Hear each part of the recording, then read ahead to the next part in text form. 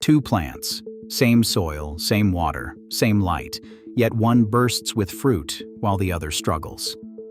Across countless university trials, a single addition at planting raised yields by as much as 30%. The secret? It's not more fertilizer.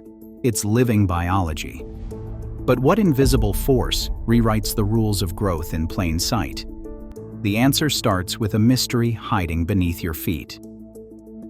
In a greenhouse at the University of Hawaii, rows of tomatoes stretch out under identical lights. Every plant receives the same soil, the same water, the same care. But only half the pots get a single addition at planting, worm castings measured to the gram. Over the next 12 weeks, researchers log every detail. Growth is tracked daily. By week 4, the difference is visible. Treated plants stand taller, leaves broader, roots already pushing against the container walls. By harvest, the numbers are impossible to ignore. Tomatoes grown with castings yield on average 28% more fruit by weight. The pattern repeats in peppers, strawberries, even lettuce. Dr. Norman Aaroncon, who leads these trials, points to the raw data. Each day's measurements are logged and graphed, showing a steady widening gap between treated and untreated plants. Across dozens of university extension trials, the yield advantage holds steady, 15 to 30%, season after season. These results are not isolated. Reports from UC Davis, Cornell, and CSIRO in Australia echo the same finding. Under controlled conditions, worm castings reliably boost harvests, even when every other factor is held constant. The evidence is not a gardener's anecdote or a marketing claim. It is the product of rigorous, repeatable science. The question is no longer whether the effect is real. The mystery is what is driving it, when the only difference is a handful of dark, crumbly material added once at planting. A handful of worm castings looks like rich, dark soil, but its true nature sets it apart from anything scooped from the ground. This is living humus, material teeming with microscopic life, not just a blend of nutrients.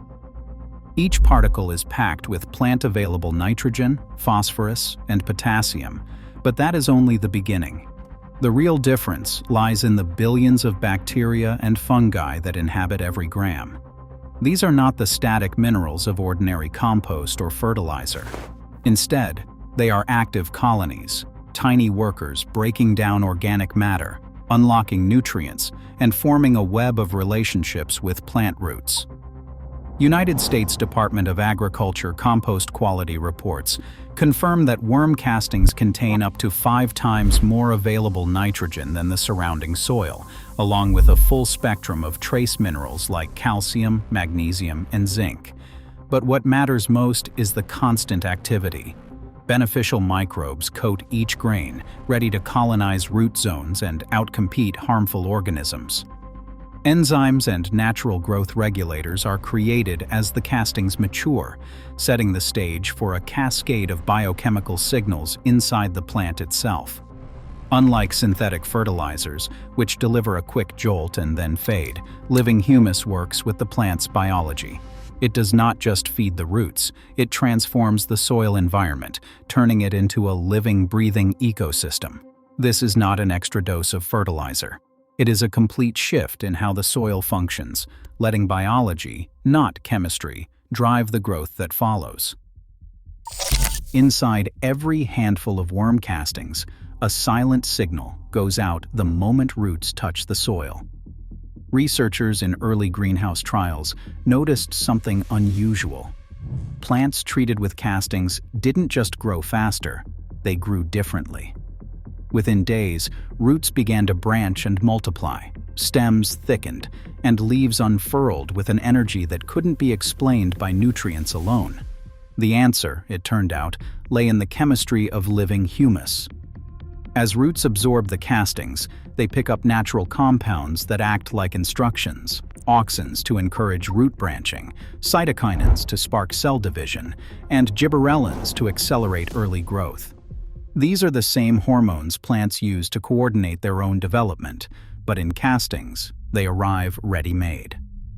University greenhouse studies in the early 2000s confirmed that the growth boost from castings persisted even when nutrient levels were kept identical. The plants responded as if a switch had been flipped, launching into rapid early growth. This biochemical spark is the hidden engine behind the visible changes, translating the living complexity of worm castings into a surge of plant vitality. Digging up a plant grown with worm castings reveals a scene that surprises even seasoned gardeners. Instead of a thin, tangled mat, the roots fill the pot, thick, white, and branching in every direction. Controlled pot experiments at UC Extension and Ohio State show what is happening underground. In soil amended with castings, root systems expand by 20 to 40% compared to untreated controls. This is not a small edge. More roots mean more surface area to draw in water and nutrients, letting the plant support a bigger canopy above. In gardens and greenhouse trials, the effect is unmistakable. A gardener in Oregon, curious about the claims, carefully excavated 2 identical tomato transplants at midsummer. The untreated plant lifted easily, roots circling the base. The plant grown in castings resisted, roots woven through the soil to the edge of the bed. That extra mass is not just for show. Denser roots anchor the plant, buffer against drought, and set the stage for stronger growth all season. What begins as a subtle difference in the soil quickly becomes a structural advantage that shapes everything above the surface.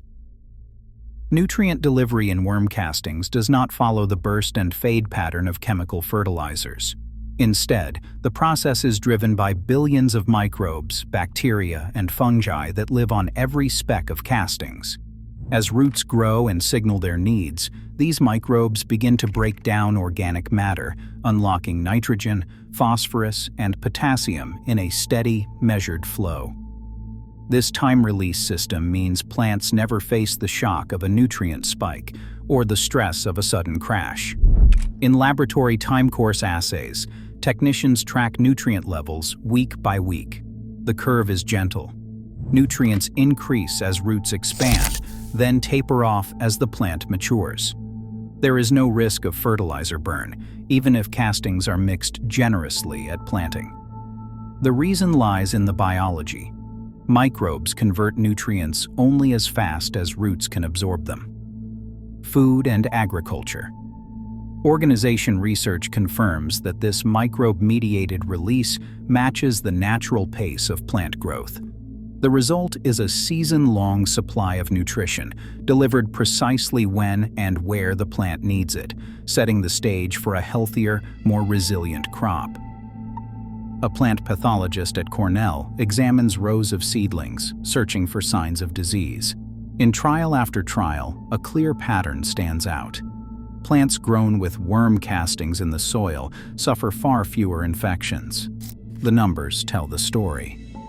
Disease incidence drops by 25 to 50%, even in greenhouses where pathogens usually thrive.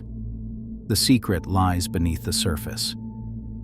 Beneficial microbes from the castings quickly colonize the root zone, crowding out harmful fungi and bacteria before they can take hold. Unlike chemical treatments that fade or need repeating, this living shield persists for months from a single application. With fewer outbreaks of root rot, damping off, and blight, growers report healthier crops and less need for sprays or interventions. For many, the biggest change is not just more harvest, but a season with fewer worries. Worm castings are not a miracle powder, and they are not for everyone. The reality is, they are heavy, bulky, and they cost more to ship than a bag of synthetic fertilizer. That is why you will not find them stacked by the pallet at big box stores or advertised as a cure, all for every garden. The name worm castings means exactly what it sounds like. It is the finished product of earthworms digesting organic matter. Most growers use them with care, mixing 10 to 20% by volume into their soil at planting. For established beds, a half-inch to 1-inch layer spread around plants is enough. Dr. Arancon sums it up simply. ADD once at the start of the season, and let the biology do the rest. More is not better. Overdoing it wastes money, not plants.